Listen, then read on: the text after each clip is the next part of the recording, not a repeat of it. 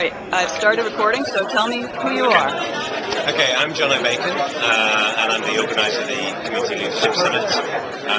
So I basically came up with the idea about 3 or 4 months ago, and I was going to a lot of conferences and I was seeing people talk about community, and I was seeing people offering ideas and input on how to build great community. Right. And I just realized that a lot of the discussion was often not very practical. It was social science, discussion about gift culture and social economies and all that kind of stuff, which is important, but to me it's the foundations. You build all this important hands-on stuff on top. But also a lot of it was very, very product focused. It was focused on individual projects, like I talk about Ubuntu and people talk about Fedora and OpenShield, whatever else. Right.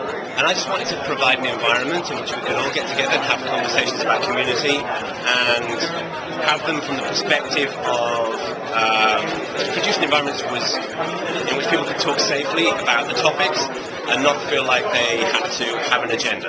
Okay. You mean like a corporate agenda, or worried about what the company line might be, or the nonprofit line? So I'm a firm believer that no single company, no single product deserves to have a great community. Everyone deserves to have a great community, and part of my interest and my goal is to help facilitate great community building across various means. So I wrote a book recently called The Art of Community, which is being published by O'Reilly in August. I wanted to do a summit and to make sure that these resources are available for free. So the book is going to be available under a free Creative Commons license, but you can buy it in bookshops if you want. This summit is free, and I intend it to be free, but to provide a really, really objective, welcoming atmosphere in which people can just learn how to build awesome community.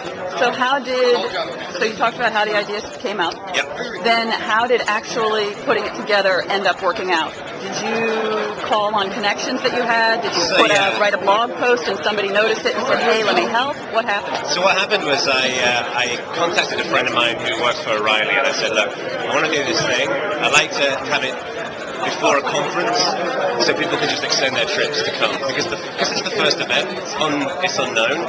People need to be able to, they're not going to commit to traveling to this, so I wanted to put it on the edge of a conference. That means that when people come along, they can check it out. And then next year, they're probably going to be able to justify the travel. Moscone seemed the most logical place. I called O'Reilly and they're like, yeah, we can give you some space. And then I basically did most of the other stuff in terms of the printing. I put the website together, I got the Google group together, got the wiki online, all that kind of stuff. Organised the resources, organised the sponsorship. But there's definitely a bunch of people who helped in terms of coming down and helping with, I had some calls with Carsten Wade and Grant Bowman and Leah Hamlin and my wife and various other people who really came together to help the execution of the event as well. So you kind of crowdsourced getting it all put together. And it's something that I think in future years we can get more and more coordinated. It was just the last 6 months have been the busiest 6 months of my life. And so you put this together in 6 months?